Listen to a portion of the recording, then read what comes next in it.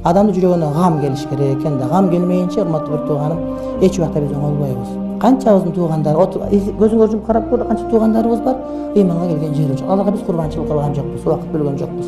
Биз жанагы сигарет чекпеде сигарет чеккен доктурдай эле иш кылат экенбиз, урматтуу тууган. Ошон үчүн биз чакырышыбыз керек. Ошо ар бирибиздин жүрөгүбүздө гам болуш керек. Мен кантип башкаларга ушул улуу динди, ушул улуу эмгекти, ушул мээнетти жеткире алам деп. Дегере илимдин максаты эмне? Илимдин максаты адамдарга дүйнө акырет бактылуу кылуу да.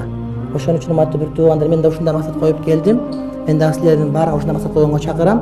Биздин гамыбыз бардыгы, адамдардын бардыгын ошол динге кызмат кылууга, даават кылууга, динге чакырууга чакырышыбыз керек экен. Кээде намаз окуйбуз, сабакка келебиз.